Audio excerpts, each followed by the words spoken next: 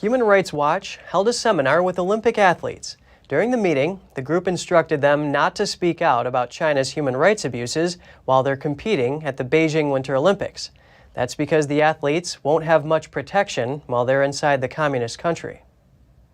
The Beijing Winter Olympics is next month, and according to the U.S. State Department, China is committing genocide against its Uyghur ethnic minority. But athletes are being warned not to draw attention to human rights issues at the Games. The director of an athlete advocacy group explains why. One of the reasons we came out with a statement last week or earlier this week advising athletes not to speak up, which is absolutely ridiculous that we're telling athletes to be quiet and to leave and to get home.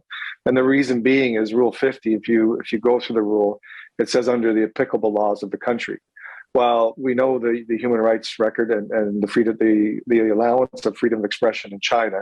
So there's really not much protection that we believe that's going to be afforded to athletes.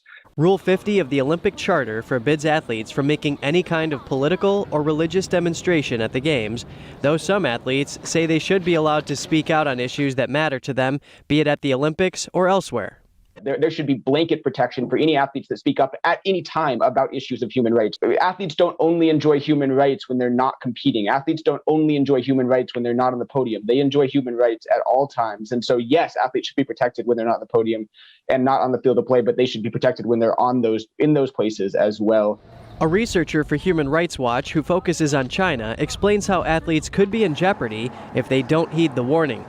And the Chinese laws are very, vague on the crimes they can use to prosecute people's free speech. You can be charged with picking quarrels and provoking trouble for speaking up. You can be charged for inciting subversion. So there are all kinds of crimes can be leveled for your peaceful, critical comments. And as Sophie mentioned earlier, China's conviction rate is 99%.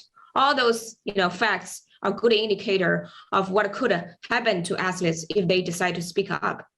Reuters contacted the International Olympic Committee for comment. The IOC emailed the outlet saying the Olympic body always recognizes and upholds human rights as enshrined in both the fundamental principles of the Olympic Charter and in its code of ethics. The U.S., along with Japan, Britain, and Australia, have staged diplomatic boycotts of the Games. The countries have cited the ruling Communist Party's human rights abuses.